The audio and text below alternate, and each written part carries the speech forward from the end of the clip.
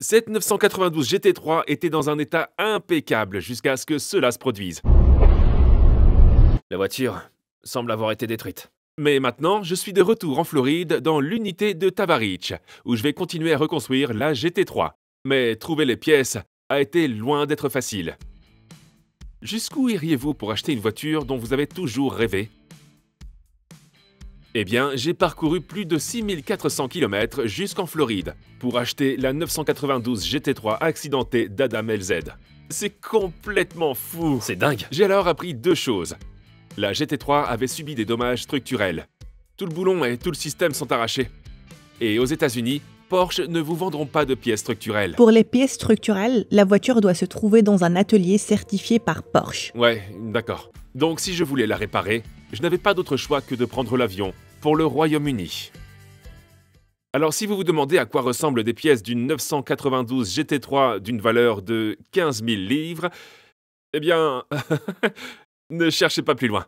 Et tout cela doit prendre l'avion avec moi pour destination, la Floride. Et en l'emportant dans l'avion, nous allons économiser les droits d'importation, le transport, et ce sera aussi un peu plus pratique parce que nous aurons les pièces tout de suite quand nous arriverons là-bas. Maintenant, il suffit juste d'emballer ça avec le moins d'espace possible pour le mettre dans l'avion.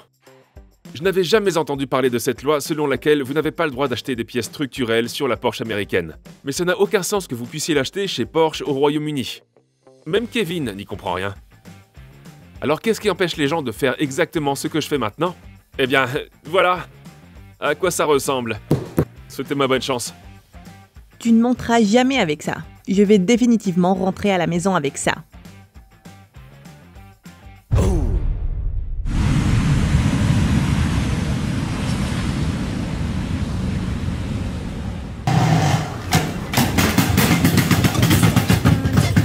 Nous y voilà. On a les pièces détachées. Allons voir la Porsche maintenant. Ce sont mes bagages.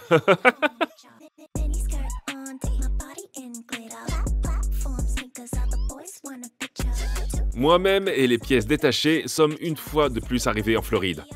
Mais nous n'avons pas le temps de nous ennuyer. Nous devons nous mettre directement au travail et toute cette baignoire avant doit être remplacée à cause de ces deux pièces. Cette pièce-là a arraché le boulon. Plusieurs d'entre vous ont mentionné qu'on pourrait peut-être remplir le trou avec de la soudure et le reboucher. Mais comme il retient le bras de suspension, je ne pense pas que ce soit une bonne solution. Et en remplaçant le tout, comme vous pouvez le voir ici, c'est de l'aluminium moulé. Ça nous donnera donc un peu plus de tranquillité d'esprit. Ensuite, nous allons passer à cette situation avec le pilier A. Je n'ai jamais remplacé la coque avant d'une Porsche auparavant. Et encore moins sur une GT3 flambant neuve. Mais comme tous les panneaux sont en aluminium, le processus est à peu près le même que sur la BMW M5 que nous avons faite. J'utilise la chaleur et un grattoir pour enlever tout cet enduit de scellement, qui derrière révélera tous les rivets qui maintiennent la coque avant aux autres panneaux. Vous pouvez les voir ici. Et il n'y a pas que des rivets. Il y a aussi de la colle à panneaux, et les rivets écrasent presque la colle à panneaux. Pour enlever ces rivets, il n'y a pas d'autre moyen que de percer chaque rivet individuellement. Et c'est exactement ce que je commence à faire ici. Et cela s'est avéré un peu plus difficile que je ne le pensais. Ces rivets étaient vraiment durs. Et les rivets de remplacement que Porsche UK nous a donnés avaient une largeur de 6,4 mm. Je ne peux donc pas percer un trou plus grand que cela. Ce n'est pas un travail de 5 minutes. J'ai percé toute la journée. Tout le monde a quitté l'atelier. Et je continue à percer. J'en étais au dernier rivet, qui se trouvait à l'intérieur de la baignoire. Mais plus je perçais, plus j'épuisais les mèches. Je pense qu'une mèche a duré 2 rivets seulement. Donne-nous la marchandise. Nous avons donc dû nous aventurer dans des quincailleries américaines. On va voir si on trouve des mèches vraiment dures. Faites à partir de granit. On doit percer seulement 6 rivets, et on a un jeu complet. Nous voilà de retour. Le mieux, c'est que nous sommes censés percer des trous de 6,4 mm. Mais toutes les mèches américaines étaient en mesure impériale. Ce dont je n'ai absolument aucune idée. Mais une fois que tous les trous étaient percés, j'ai pu chauffer les panneaux et commencer à les séparer. Jack et moi avons alors commencé à découper le dessus en plus petits morceaux pour qu'il soit plus facile à séparer du reste de la carrosserie. Nous espérions simplement que nous faisions bien le travail.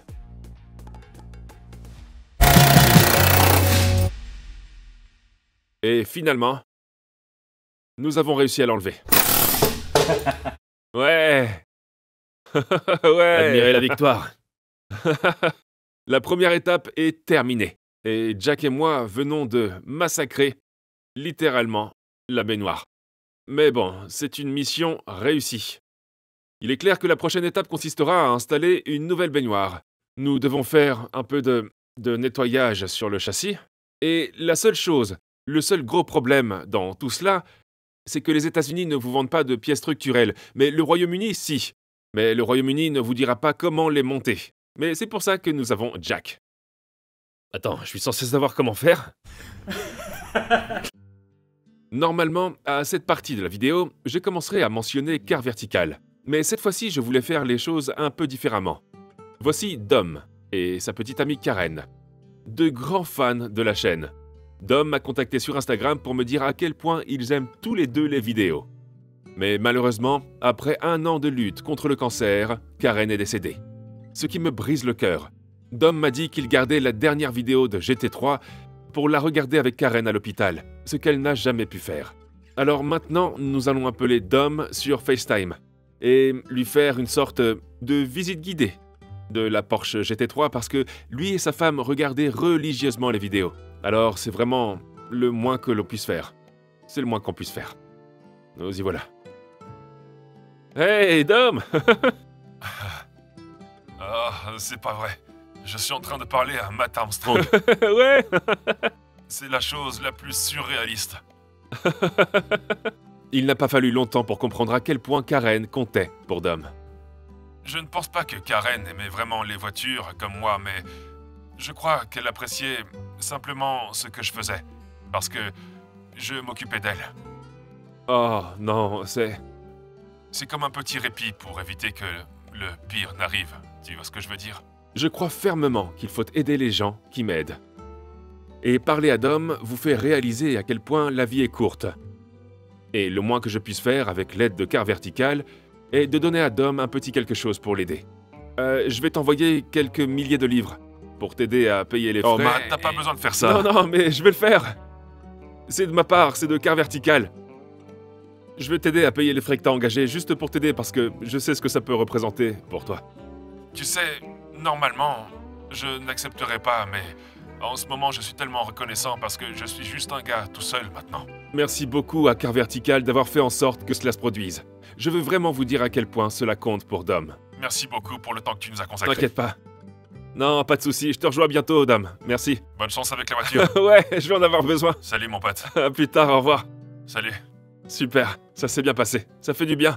Je tiens donc à remercier chaleureusement Car Vertical pour avoir fait en sorte que des choses comme ça se produisent et pour avoir permis à ma chaîne de fonctionner, ainsi qu'à vous tous d'ailleurs, à vous tous également. Et si jamais vous voulez vérifier une voiture en utilisant Car Vertical, il y a un lien dans la description ci-dessous et vous pouvez utiliser le code MAT pour obtenir une réduction sur toutes les vérifications sur Car Vertical et cela vous montrera une analyse complète de l'historique de la voiture.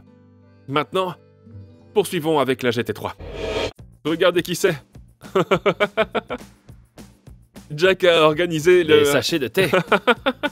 Quand les choses deviennent difficiles, on appelle son père. J'ai pris l'avion depuis le Royaume-Uni jusqu'en Amérique pour voir la GT3 pour la première fois et aider à la construction. Et Anna est arrivée avec quelques pièces. C'est comme à Noël. J'espère juste que toutes les pièces sont arrivées en un seul morceau. 2000 livres. On a réussi. Ouais. Ça a l'air pas mal. L'équipe complète est arrivée avec encore plus de pièces. Mais décomposons cela. La GT3 m'a coûté 160 000 $. Et les pièces que nous avons réussi à faire venir aux États-Unis m'ont coûté 15 000 livres, soit environ 18 000 $. Ce qui porte le coût total de la construction à 178 000 $.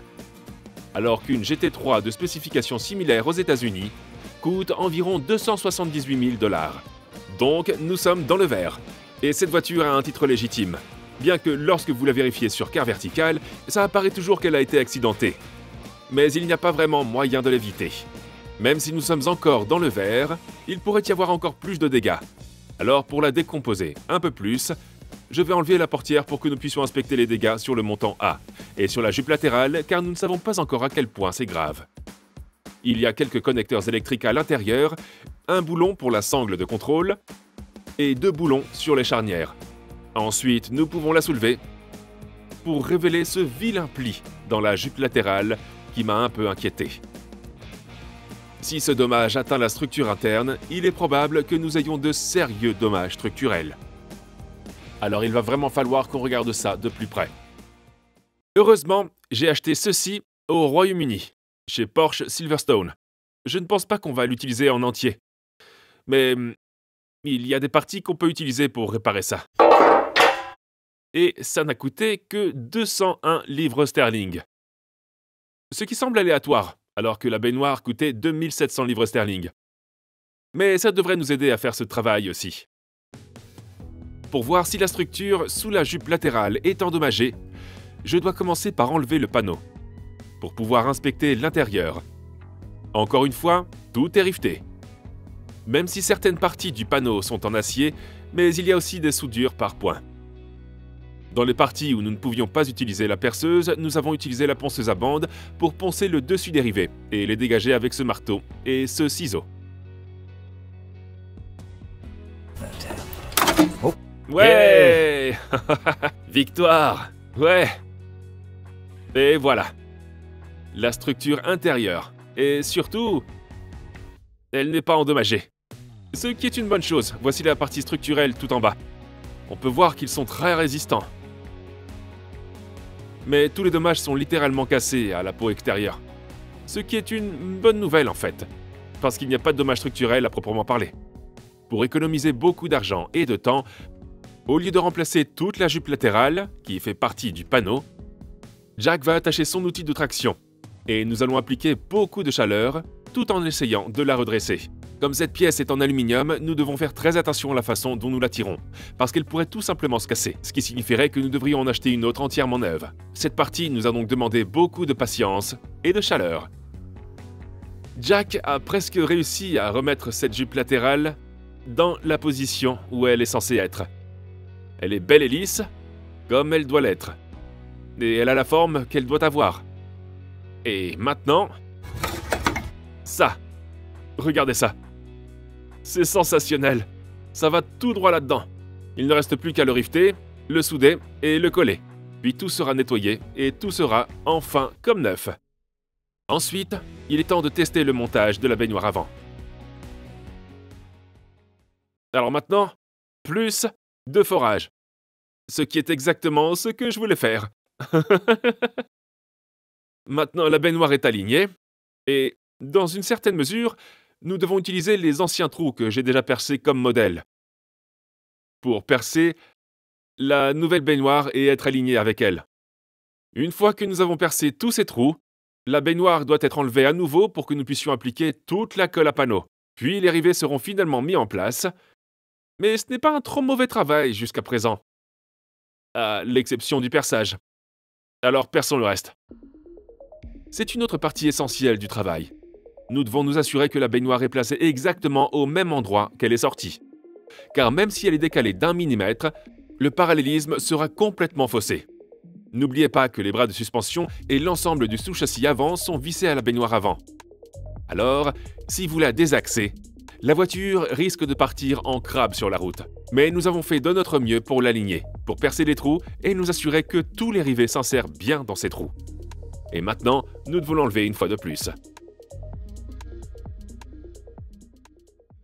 Mais, comme je l'ai mentionné, Porsche ne vous vendra pas la procédure d'installation sur cette voiture, mais ils peuvent vous vendre tout, y compris le lien qu'ils utilisent pour l'installer sur la voiture. C'est une sorte de colle en 2 parties. Une rouge, une blanche, je ne sais pas ce qu'il y a d'autre, j'ai réussi à la mettre dans l'avion. À partir de ce que nous avons enlevé, nous pouvons voir où se trouvait le collage du panneau, ce que vous pouvez voir sur ces morceaux ici. Toutes les parties rivetées ont été collées, donc nous allons passer de la colle à panneau tout le long de ces bords, puis les rivets vont écraser les nouveaux panneaux ensemble et espérons-le les fixer. Je ne sais pas si nous avons un temps de prise ici. C'est peut-être indiqué, ça ne l'est peut-être pas, mais avec un peu de chance, je pense que ça va le faire. Mais quelqu'un nous dira probablement dans les commentaires que ce n'est pas correct, mais faisons-le. Deuxième partie vitale, dès que nous appliquons cette colle à panneau, nous pensons avoir un temps de prise maximum d'environ 45 minutes. Ce qui signifie que la baignoire doit être posée avec tous les rivets dans les 45 minutes imparties. Et même l'application de cette colle à panneau prend du temps.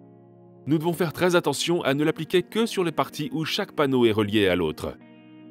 C'est pourquoi nous avons toute l'équipe sur le coup.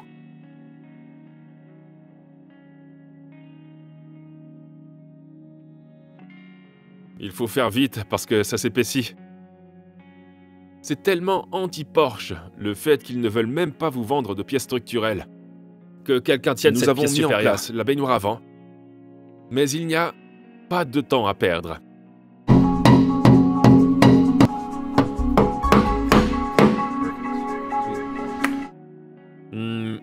On va d'abord poser les rivets avant de serrer les boulons. Donc, nous devons mettre en place tous les rivets, puis utiliser le pistolet à rivets pour les enfoncer. Car si nous enfonçons d'abord un rivet, il risque de se déplacer, et on ne pourra pas enfoncer les autres rivets. Mais les choses se passent bien jusqu'à présent. Dis pas ça. Pourquoi t'as dit ça? Jack s'occupe du pistolet à rivets. On dirait que Freddy et moi sommes en train de superviser. On peut voir comment le rivet se rapproche de chaque panneau, ce qui va vraiment lui donner le lien solide dont ces panneaux structurels ont besoin. Encore une fois, nous travaillons aussi vite que possible. Mais nous essayons aussi d'être aussi prudents que possible. Il s'agit d'une partie vitale de la voiture. Et regardez comme c'est soigné avec les nouveaux rivets en place et le collage du panneau qui suinte juste sous eux. On dirait presque que nous sommes des professionnels. Il ne nous reste plus qu'à attendre qu'elle prenne. Mais n'oublions pas non plus la jupe latérale. Maintenant que Jack a remis la jupe latérale à sa place, nous devons installer la pièce structurelle que nous avons dû découper précédemment.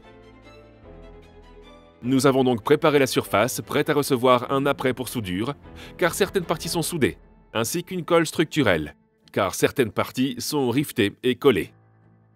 Ensuite, Jack guide le panneau structurel à l'avant,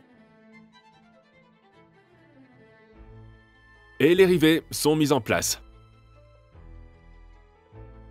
Mais nous pouvons garder la soudure pour plus tard.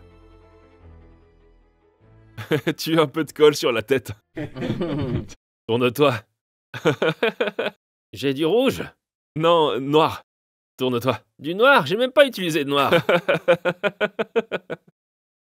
Maintenant, ça, c'est fait. À part quelques soudures ponctuelles qu'il faut faire pour bien coller le tout, et ensuite un peu plus de carrosserie, mais ces jours ont été productifs sur la GT3. La plupart des gros travaux de carrosserie sont terminés. Nous avons maintenant installé la coque avant et tout le reste. Je pense que la prochaine étape consistera à remettre la suspension et tout le reste en place, mais je suppose que vous devrez attendre la prochaine vidéo pour cela. Merci beaucoup d'avoir regardé cette vidéo. Si vous l'avez appréciée, abonnez-vous et donnez-moi un like. Et je vous verrai dans la prochaine vidéo. Peace out. Quelque chose a traversé le fond de la valise. Oh non! Le disque de frein en carbone. J'espère qu'il n'est pas trop endommagé. Like a drug that I just can't deny, giving me the best.